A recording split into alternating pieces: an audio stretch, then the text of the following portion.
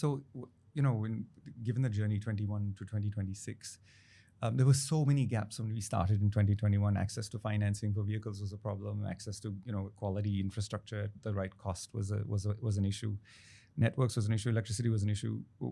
We're so mature today. Like in the conversation we've had before, one of the learnings I told you was that if you were to remove the Scandics in China, India actually leads the pack in electrification, even though we don't give ourselves the credit for having achieved that. Absolutely. Yes.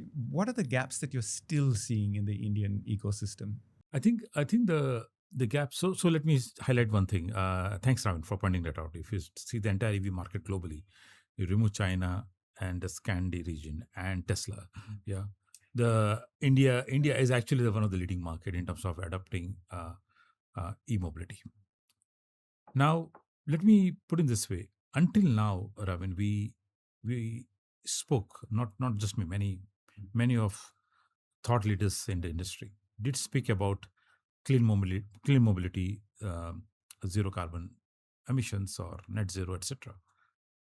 And on few occasions, I personally did mention that this needs to be looked upon as a energy security initiative and not just an alternative clean mobility mission. Well, last 30 to 40 days, things have changed. World has changed, and things have changed within India. And as we now know and understand that government has taken electrification as a super priority, along with other affiliated initiatives such as renewable energy and all, including storage.